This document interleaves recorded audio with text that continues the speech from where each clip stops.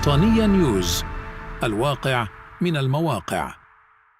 Nous sommes venus nous informer et le challenge, ma foi, c'est les recommandations qui sortiront d'Alger, pour ne pas dire la déclaration d'Alger. La déclaration d'Alger, pour moi, doit concerner tous les pays qui ont un potentiel minier gazier et qui peuvent aujourd'hui profiter de l'expérience, de l'expertise, du savoir-faire de l'Algérie dans le cadre du développement de leurs ressources.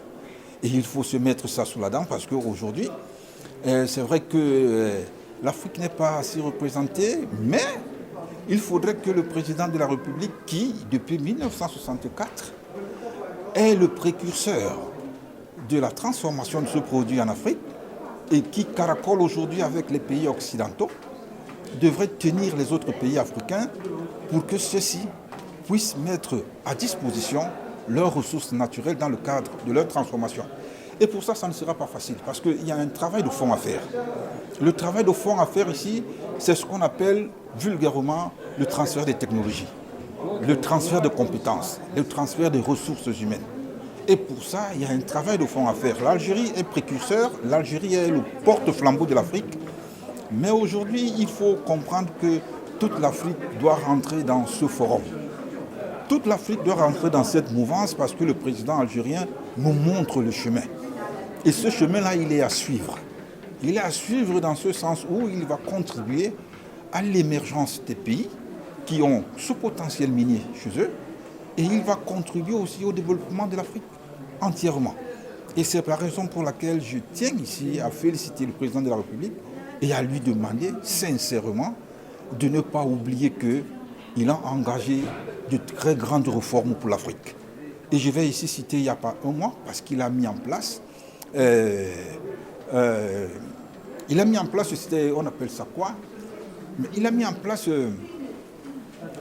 quelque chose de très formidable il n'y a pas un mois, dans le cadre du commerce interafricain.